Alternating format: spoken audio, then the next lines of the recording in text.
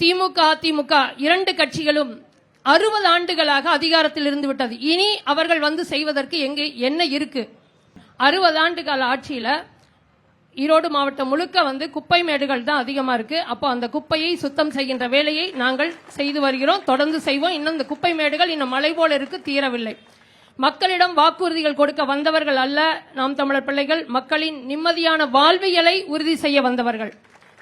சுற்றுச்சூழல் பாசறை மூலமாக பல லட்சம் பனை விதைகளை நட்டிருக்கோம்.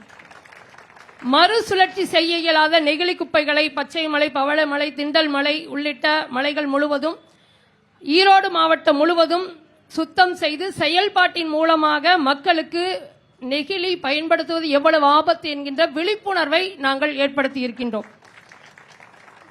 தம்பி, இதய துடிப்பு போல நம்முடைய உடம்புல ஓடக்கூடியது குருதி கொடை பாசறை. எங்களுடைய குருதி கொடை பாசறை எந்த நேரம் அழைத்தாலும் அடுத்த நிமிடம் பொறுப்பாளர் தம்பி மாரியப்பன் அவர்கள் எந்த நேரம் மக்களுக்கு குருதி தேவை என்றாலும் உடனடியாக நாங்கள் தமிழகம் முழுக்க எந்த கட்சியை சார்ந்தவர்களாக இருந்தாலும் அவர்கள் எங்கள் உறவு இது தேவை என்று கருதி குருதி கொடை பாசறை மூலமாக குருதியை கொடுக்கின்ற பணியை செய்து வருகின்றோம்.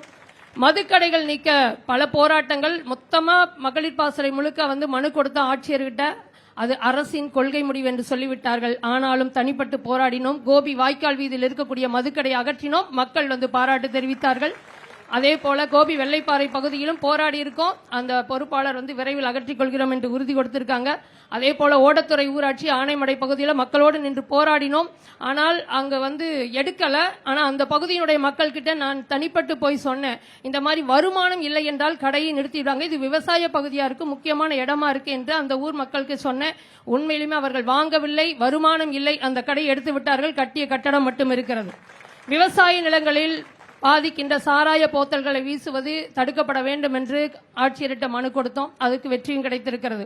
பவானி ஆற்றை நாசமாக்கும் பவானி சாகர் பகுதியில் அமைய இருந்த சிப்காட் தொழிற்சாலையை விவசாயிகளோடு சேர்ந்து நாம் தமிழர் போராடி தற்போது தடுத்து நிறுத்தி இருக்கிறோம்.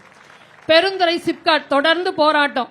2700 ஏக்கர் மாசு கட்டுப்பாடு வாரியத்தில் கேட்டீங்கன்னா நாம் தமிழர் கட்சி உறவுகள் எல்லாத்தையும் அவங்களுக்கு தெரியும். அந்த அளவுக்கு அந்த அலுவலகத்திலே போய் பல நாட்கள் உட்கார்ந்துருக்காங்க.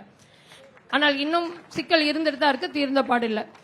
விவசாய நிலங்களாக உள்ள ஈரோடு சக்தி சாலை கவுந்தப்பாடி அடுத்து பாலப்பாளையத்தில் சுங்கச்சாவடி கொண்டு வர இருந்தாங்க. மக்கள் போராட்டம், மனு கொடுத்தோம். அது போக தொடர் கருத்தியல் பரப்புரை மூலமாக இன்று பாதி வேலை செய்து இனி வராது என்று நிறுத்தப்பட்டிருக்காங்க. மக்களின் அத்தியாவசிய தேவையான பிறப்பு இறப்பு சான்றிதழ் பெறும் பொழுது மக்கள் அங்க வாங்க முடியல, லஞ்சம் கேட்கிறாங்கன்னு எங்கள்கிட்ட கோரிக்கை வைக்கும் பொழுது பல இடங்களில் நிறைவேற்றி கொடுத்திருக்கோம்.